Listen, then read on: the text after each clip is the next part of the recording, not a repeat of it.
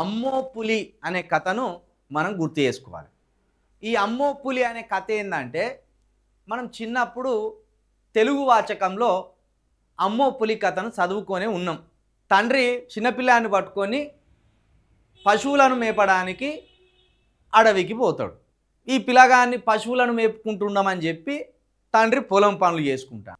ఈ క్రమంలో పిల్లగాడు, ఆకతాయి పిల్లగాడు, నానా పులి అని ఒర్రుతోటే నానూరికి వస్తాడు.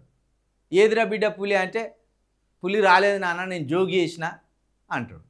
మళ్ళీ నానబోయి యథావిధిగా పొలం పనులు చేసుకుంటాడు. మళ్ళా రెండోసారికి అదే రీతిలో నానా పులి అని అరిస్తే మళ్ళా నానూరికి వస్తాడు. ఏమిరా బిడ్డ పులి అంటే, లేదు నాన్న, ఒట్టిగానే అన్న, పులి రాలేదు. మూడోసారికి నానా పులి అంటే పులి వస్తుంది, అందుకొని పోతుంది, నాన్న మాత్రం రాడు. బీఆర్ఎస్ నాయకుల మీద రేవంత్ రెడ్డి గారు ప్రయోగిస్తున్న నోటీసుల చర్యలు ఏవైతున్నాయో, నోటీసుల పర్వం ఏదైతున్నదో ఖచ్చితంగా నానా పులి కథలాగానే అనిపిస్తాను.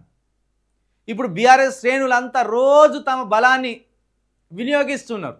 వీళ్ళు ఒర్రి అలసిపోతారు, ఎవరినో తీసుకుపోయి జైలు ఎత్తారు. ఇప్పటిదాకా రేవంత్ రెడ్డి గారు బీఆర్ఎస్ నాయకులను, వారి విధానాలను, లేకపోతే వాళ్ళకు నోటీసులు ఇస్తే ఎవరెవరు ఎట్లా రియాక్ట్ అవుతాను, ఏ సమాజం ఎట్లా రియాక్ట్ అవుతుంది అనేది పరిశీలించుకుంటాడు రేవంత్ రెడ్డి గారు. అందుకే హరీష్ రావుకు నోటీసులు ఇస్తే తెలంగాణ ఎట్లా స్పందించింది, కార్యకర్తలు ఎట్లా స్పందించింది, లేకపోతే కేటీఆర్కి నోటీసులు ఇస్తే తెలంగాణ ప్రజలు ఎట్లా స్పందించారు, బీఆర్ఎస్ శ్రేణులు ఎట్లా స్పందించారు, మేధావులు ఎట్లా మౌనంగా ఉన్నారు, లేకపోతే విమర్శకులు ఎట్లా మౌనంగా ఉన్నారు, సంతోష్ రావుకి ఇస్తే ఎట్లు ఉన్నది, ఇప్పుడు కేసీఆర్కి ఇస్తే ఎట్లున్నది, ఇవన్నిటిని ఒక అంచనాలు వేసుకున్నాడు.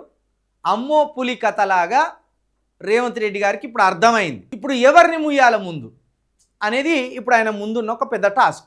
కాబట్టి కార్యకర్తలు ఒర్రి అలిసిపోతారు. వీళ్ళు అలిసిపోయిన ఏ అర్ధరాత్రిలో చూసి రేవంత్ రెడ్డి గారు ఎవరినో ఒకరిని మూసేస్తారు. ఇది మాత్రం పక్క. ఆయన ముయ్యకుండా ఎట్టి పరిస్థితిలో ఊకోడు. ఎందుకంటే ఇన్ని రకాలుగా దశల వారీగా ఒక్కొక్కరిని విచారించుకుంటా స్టెప్ బై స్టెప్ ప్రయోగాలు చేస్తాడు కదా. మరి ఇన్ని ప్రయోగాలు చేసినోడు ఈ పాటికి అర్థమై ఉంటుంది. అమెరికాలో ఉన్నాడు, అక్కడ ఆల్రెడీ గమనిస్తాడు. ఆయన ఇక్కడికి వచ్చినాక ఫోన్ ట్యాపింగ్ కేసు మీద మనం ఎట్లా ముందుకు పోవాలని సిట్టాధికారులతో కూర్చున్నాక ఓ బ్లాస్టింగ్ న్యూస్ అయితే బయటికి వస్తుంది. అమ్మో పులిని పోలిన కథనే రేవంత్ రెడ్డి గారు అనుసరిస్తున్నాడు.